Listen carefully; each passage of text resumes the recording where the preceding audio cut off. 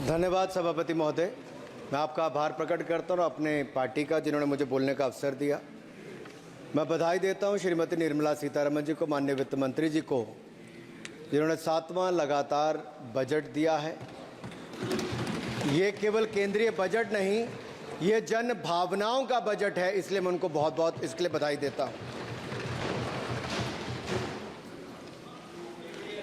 अगर आप बजट की ओर देखेंगे, इसकी भूरी भूरी प्रशंसा सब तरफ से हुई, लेकिन एक नेता ने यहाँ खड़े होकर जिस तरह से पहले कटाक्ष किया कमल पर, ना जाने कमल से उनको क्या विरोध है, लेकिन कमल के लिए, कमल का अगर शब्द का प्रयोग राजीव नाम के लिए भी किया जाता है, कमल के फूल को अगर राजीव कहेंगे तो वो भी है, लेकिन कहीं ना कहीं कमल को बुरा दिखाने का प्रयास किया गया। अरे भाई, ये बात सही है कि हमारा चुनाव चिन्ह कमल का फूल है और जनता ने तीसरी बार लगातार हमें सत्ता में बिठाने का काम किया है, लेकिन केवल ये कमल का फूल नहीं, इन्होंने अपमानित कुछ और करने का काम भी किया और मैं उसका थोड़ा उल्लेख यहाँ पर जरूर करना चाहता हूँ। ये कमल, इससे जुड़ा हुआ नाम राजीव भी है और राजीव आप जानते हैं किसका नाम है, आप सब जानते ही हैं, तो क्या उनको भी बुरा समझते? क्योंकि इन्होंने कहा, इन्होंने राजीव को हिंसा के साथ जोड़ने की बात कही, कमल को हिंसा के साथ जोड़ने की बात कही, लेकिन मैं कहना चाहता हूं मां लक्ष्मी का आसन भी कमल है, हमारा राष्ट्र पुष्प भी कमल है, और जिस पद्मासन मुद्रा में सिंधु सभ्यता में भगवान शिव की पशुपति नाथ के रूप में मूर्ति मिली थी, लोकमान्य तिलक पद्मासन मुद्रा में ही समाधिलीन हुए थे। आप कहते हैं कमल के चारों तरफ हिंसा है, आप कमल का अपमान नहीं कर रहे, आप बल्कि महायोगी भगवान शिव, भगवान बुद्ध और लोकमान्य तिलक जैसे महापुरुषों का अपमान कर रहे हैं। इसलिए अगली बार कमल के बारे में बोलने से पहले थोड़ा सोच कर बोलिए कि आप किस किस का अपमान कर रहे हैं। और केवल रील के नेता मत बनिए, मीम्स आपकी खूब बनती है, रियल नेता बनने के लिए सच बोलना पड़ता है। और सर, कुछ लोग एक्सीडेंटल हिंदू हैं और महाभारत का ज्ञान भी एक्सीडेंटल है। और उस नेता के अलावा और कौन नहीं जानता कि महाभारत में अभिमन्यु का वध 7 महारथियों ने मिलकर किया था, जयद्रथ, दुर्योधन, दुशासन, कर्ण, द्रोणाचार्य, कृपाचार्य और शकुनी। लेकिन राहुल जी ने कभी महाभारत, शायद, अब मुझे तो पता नहीं, पढ़ा भी नहीं, पर देखा भी नहीं होगा शायद सर, मुझे लगता है अंकल सैम ने लिख कर दिया होगा, अंकल सोरोस ने लिख के दिया होगा, कहीं से पर्ची बनकर आई होगी और कूल डूड बनने का प्रयास किया होगा। मैं इतना ही कहूंगा, कल जो चक्रव्यूह में फंसाने की बात कर रहे थे, वो कर्ण को करना कह रहे थे, कृपाचार्य जी को कृपचाय बोल रहे थे। चलिए छोड़िए उसको। अध्यक्ष जी, कल तो ऐसा लग रहा था सदन के अंदर महाभारत पर इतना सारा ज्ञान दिया गया कि एक समय ऐसा लगा BR चोपड़ा के महाभारत के धारावाहिक का संगीत गूंजने लगा हो।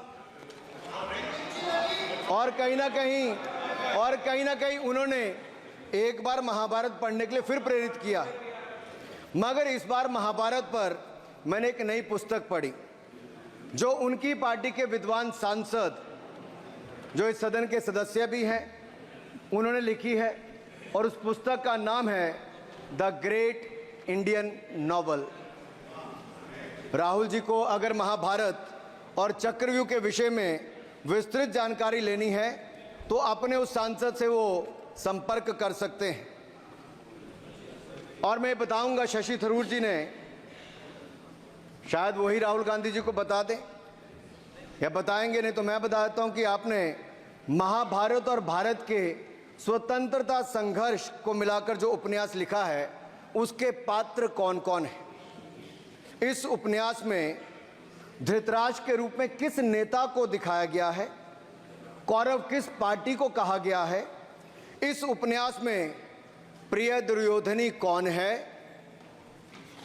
जब राहुल जी को इसका पता चलेगा तो मुझे लगता है कहीं ना कहीं शशि थरूर जी पर कार्रवाई ना हो जाए।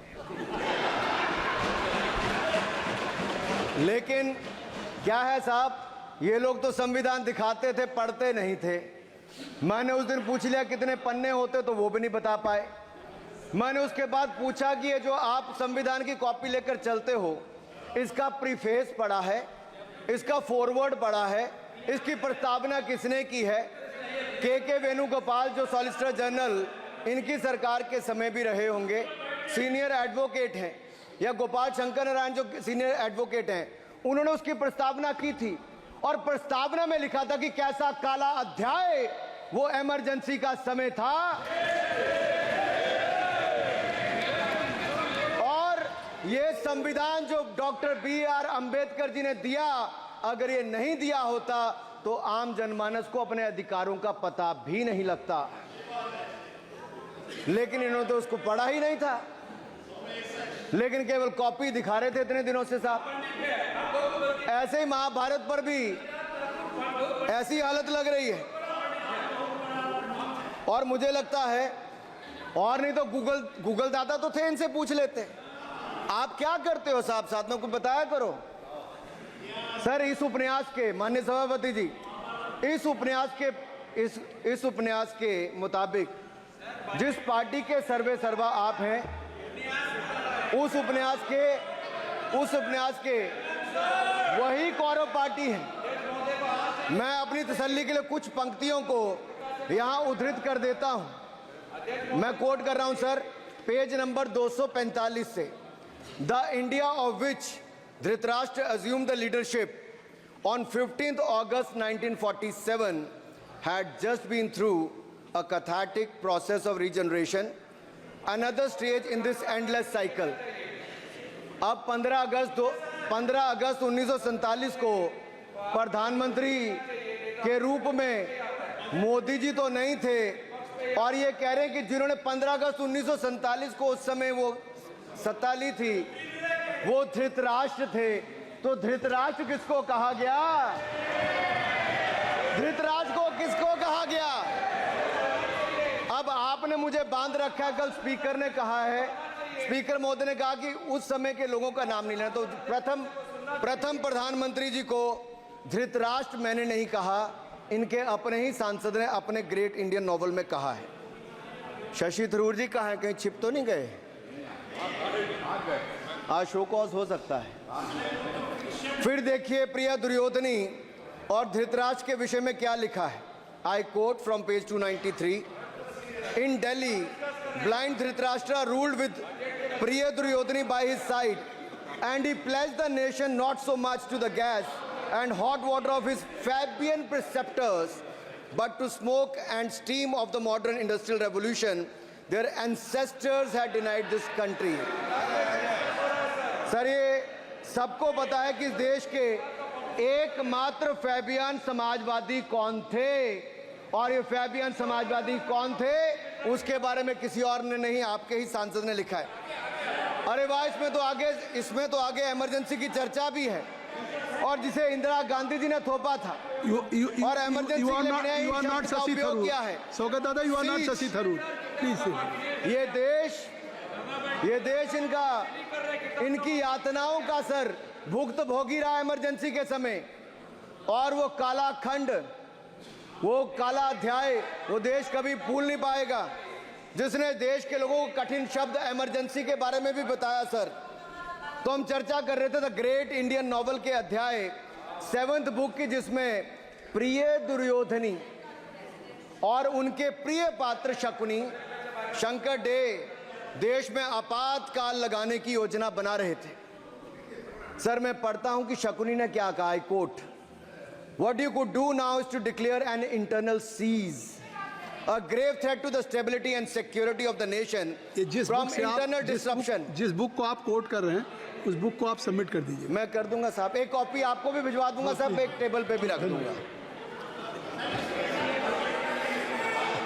So what you could do now is to declare an internal seize, a grave threat to the stability and security of the nation from internal disruption.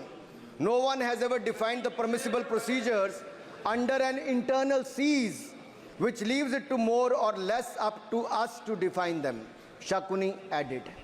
And the next, sir, from page 366, I quote, not to mention censorship of the press. Press hai? Not to mention censorship of the press, which is nowhere explicitly ruled out in the Constitution. Suspension of certain fundamental rights, free speech, assembly, and that sort of things, and measures to put up the judiciary in their place, said Shakuni. Kindly sit down. Sir, Kindly sit down. ये किसी और ने नहीं, और मैं कहना चाहता हूं सर, माननीय अनुराग जी, एक किताब गौरव जी को भी भिजवा दीजिएगा। मैं खरीदेंगे सर मैं कॉपी गौरव जी को भिजवा दूंगा सर। सर इसमें जिनकी मैं बात कर रहा हूं वो हमारे उस समय की प्रधानमंत्री थी जिन्होंने इमरजेंसी लगाई थी। एक नेता की स्वर्गीय दादी जी भी हैं और मैं उनके नाम के आगे प्रियदर्शनी भी लिखा जाता था और उन्होंने इमरजेंसी लगाई थी। लेकिन माननीय सभापति जी, मैं कहना चाहता हूं, दुशासन और दुर्योधन दोनों बहुत ही दुष्ट और बदमाश हो सकते थे, लेकिन उन्होंने भी कभी इमरजेंसी नहीं लगाई थी। दुशासन और दुर्योधन दुष्ट भी हो सकते हैं, दुश्मन भी हो सकते हैं, बदमाश भी हो सकते हैं, लेकिन उन्होंने भी इमरजेंसी नहीं लगाई थी। सर पूरे उपन्यास में 74 बार कौरव और कौरव पार्टी की चर्चा हुई, हर एक में कांग्रेस का चरित्र झलकता है।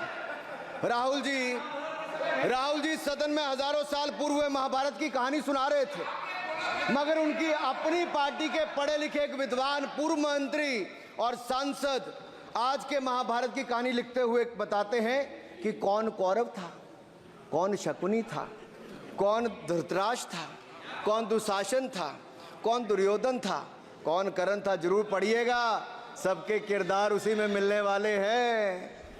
और शायद जिस समय शशि थरूर जी लिख रहे थे उस समय आपका टैलेंट इनको पता नहीं था, नहीं तो 100 पन्ने तो आप पे ही लिख देते साहब।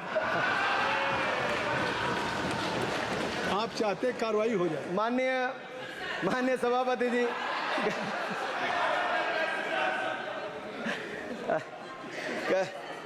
कल जब राहुल गांधी जी चक्रव्यूह पर बहुत ज्ञान दे रहे थे तो पीछे दो लोग, कुमारी शैलजा जी और दीपेंद्र जी बैठकर मुस्कुरा रहे थे।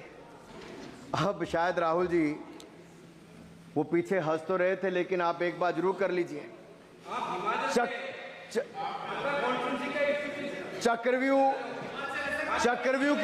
चक्रव्यूह के परिप्रेक्ष्य में इन दोनों से बेहतर कौन बता सकता है हरियाणा के चुनाव आने वाले हैं। जान लीजिए कि कौन शकुनी है और कौन अभिमन्यु है, नहीं तो बहुत देर हो जाएगी। आपको एक और सुझाव है और मैं इतना जरूर कहूंगा, आपने तो कई सारे चक्रव्यूह बनाने का काम किया सर, और जब उस समय किशोर अभिमन्यु पर कौरवों ने युद्ध नीति के विपरीत जाकर प्रहार किया था, तो मैं कुछ कहना चाहता हूं। इतने में पुत्र दुशासन ने पीछे सा था वार किया, निष्प्राण हुए एक गदा से सिर पर था प्रहार किया। मां धरती की गोद में वह आंख मूंद कर सो गया, अंबर का तेजस्वी तारा धूमकेतु सा खो गया। लेकिन कोई तारे का तेज फीका नहीं कर सकता, वीर गति पाकर अमर हुआ हो कभी नहीं मर सकता है। पुत्र सुभद्रा कुरुक्षेत्र में जिसकी अमर कहानी थी, 9 माह में सीखी विद्या जब 16 साल जवानी थी। अब उस अभिमन्यु को जिसने सारे चक्रों को तोड़ने का काम किया, मैं इतना ही कहूंगा, चक्रव्यूह का प्रसंग छेड़कर आपने अच्छा किया। इस देश ने बहुत सारे चक्रव्यूह देखे, कांग्रेस का चक्रव्यूह सर, इसके 7 किरदार मैं बताता हूं सर। पहला कांग्रेस, दूसरा पंडित नेहरू, सर नाम लेने के लिए मना किया, मैं दूसरी तरह से बोलता हूं। पहला कांग्रेस, दूसरे पहले प्रधानमंत्री एनजी, फिर तीसरा किरदार आईजी पूर्व प्रधानमंत्री, चौथा RG1 उस समय के प्रधानमंत्री, पांचवा SG, छठवां RG2 और सातवां आप सब जानते ही हैं। आप समझदार हैं, समझ गए होंगे।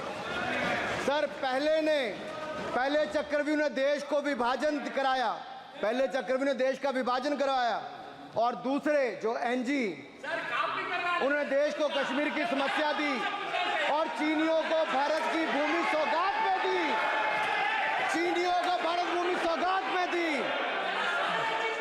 सर तीसरे चक्रव्यूह आईजी ने, पूर्व प्रधानमंत्री आईजी ने देश को आपातकाल दी, इमरजेंसी दी और पंजाब में अशांति दी। चौथे जो RG1 है, RG1 ने बोफोर्स दिया और सिखों का निस्सहार किया। पांचवे जो ऐसी हैं, उन्होंने सनातन धर्म परंपरा के प्रति नफरत का नैरेटिव बनाया, 12 लाख के करोड़ के घोटालों को संरक्षण प्रदान किया, देश की आर्थिक अर्थव्यवस्था को भंवर जाल में फंसाया। और छठे ठहरे आप, जिन्होंने पिछले 15 सालों में देश की राजनीति, संसदीय परंपरा और संस्कृति को इतना नुकसान पहुंचाया जितने कि ये बाकी 6 मिलकर चक्रव्यूह एक साथ मिलकर भी नहीं कर पाए। और रही 7वीं, उनका मैं नाम नहीं लूंगा, मैं इतना ही कहूंगा सभापति जी, 7 चक्रव्यूह ने मिलकर देश को गरीबी, भूखमरी, आतंकवाद, कट्टरवाद जैसे अनगिनत दुष्चक्रों में फंसा दिया था। देश को हमने इन आपके दुष्चक्रों से बचाया है, आजाद कराया और माननीय प्रधानमंत्री मोदी जी के नेतृत्व में विकास रथ को आगे बढ़ाया। आज दुनिया में भारत को 5वीं बड़ी अर्थव्यवस्था बनाया। आप जिस अभिमन्यु को घेरने की कोशिश पिछले 22 सालों से कर रहे हैं, गुजरात से लेकर दिल्ली तक, आपके योद्धा और आपकी सरकारें निपट गई, लेकिन आप उनको घेर पाए क्योंकि वो जनता के दिलों में बसे हैं। आज यहाँ 293 अभिमन्यु बैठे हैं, भले ही आपके पास करण जैसे धुरंधर हो, शकुनी जैसे कुटिल रणनीतिकार हो, धर्म हमारे साथ है, धर्म हमारे साथ है। भले ही आपके पास नारायणी सेना हो, लेकिन स्वयं भगवान कृष्ण हमारे साथ है, स्वयं भगवान कृष्ण हमारे साथ है।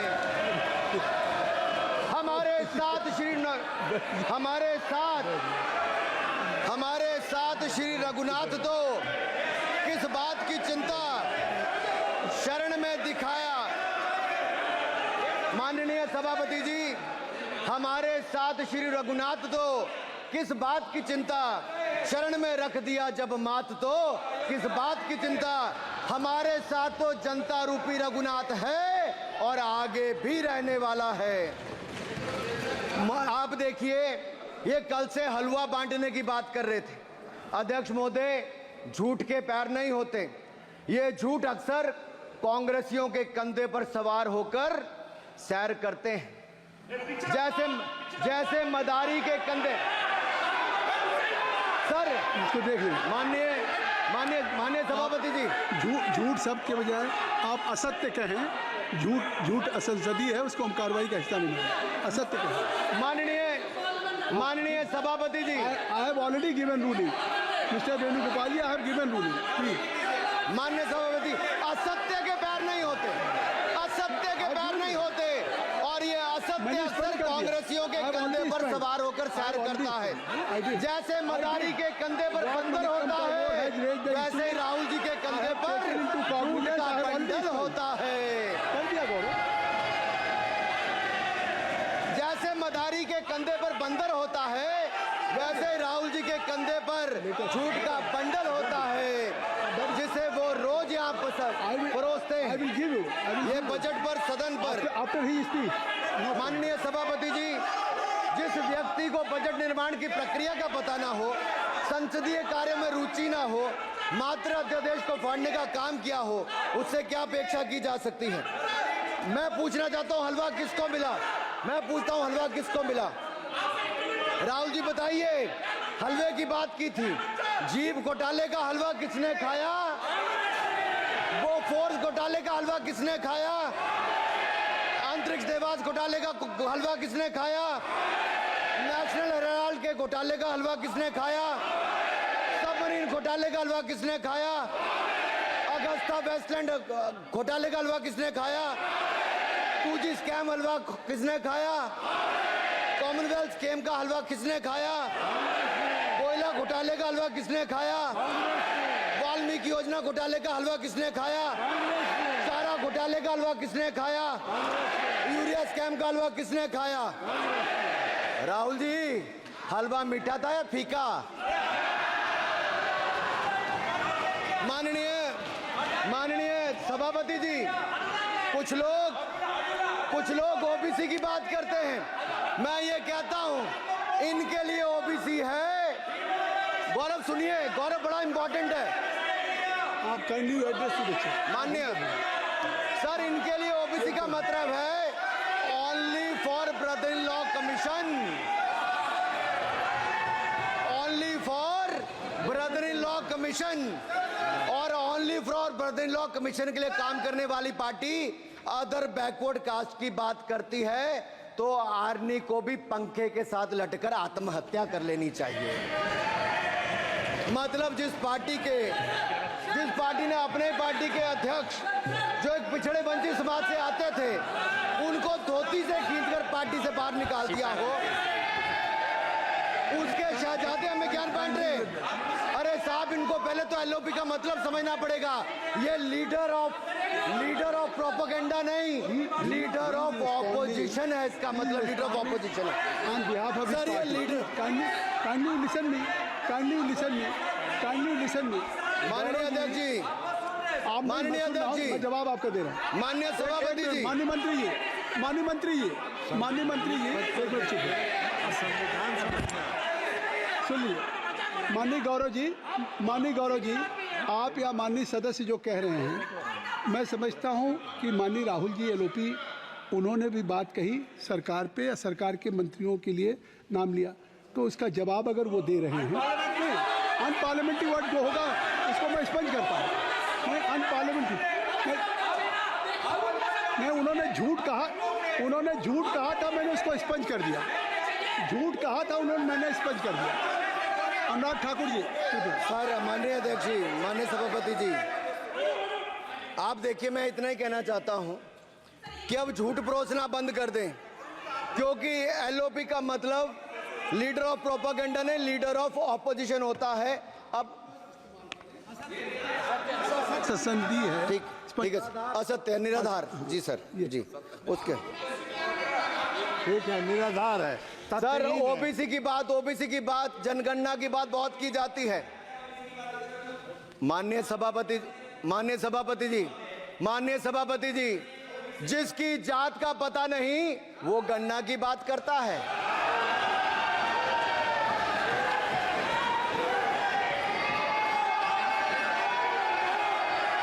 जिसकी जात का पता नहीं वो गणना की बात करता है।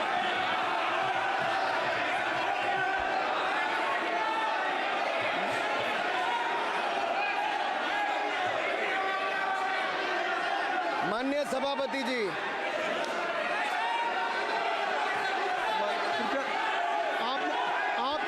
आपने जो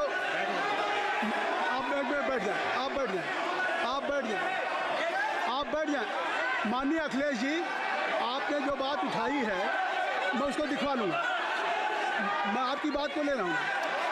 उन्होंने जो बात कही है, आप जो विरोध कर रहे हैं, मैं उसको दिखवा लूँगा। आपने जो बात कही उसको मैं दिखवा लूँगा।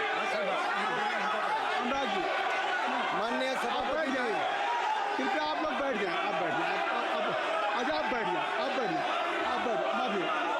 जाएं। ठीक है। गौरव जी,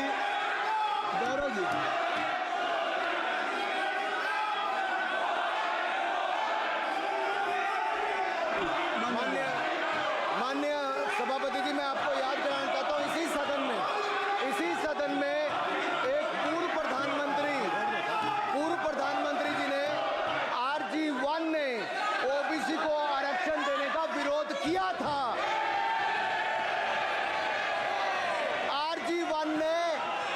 आदिवासी को आरक्षण देने का विरोध किया था। एक मिनट माननीय मंत्री जी, एक मिनट। लीडर ऑफ अपोजिशन बोलना चाहते हैं, आप लोग बैठ जाएं। माननीय मंत्री जी की स्पीच, माननीय अनुराग जी की स्पीच खत्म हो जाए। बैठे बैठे आप लोग बैठ जाएं, मैं आपको सर उन्होंने मुझे इंसल्ट किया, मुझे बोलने दीजिए। उनकी बात खत्म हो जाए। सर उन्होंने इंसल्ट किया मुझे। उसके बाद मैं आपको अवसर दूंगा। नहीं सर नहीं, उनके बाद अवसर दूंगा, आपको अवसर दूंगा। बैठ जाएं, आप बैठ जाएं, अवसर दूंगा। उनकी स्पीच खत्म हो जाए। प्लीज आप बैठ जाओ। अनुराग जी, कल किस को इंसल्ट कर रहे थे? आपको अवसर दूंगा, आपको अवसर दूंगा। अजय एक मिनट बैठ जाए, एक मिनट बैठ जाए, आप बैठ जाए। सर मैं क्लैरिटी कर दूं। सर मैंने कहा एक मिनट बैठ जाए, आप सर, एक मिनट बैठ जाए। आप सब लोग बैठ जाए। अच्छा, आप सब लोग बैठ जाए।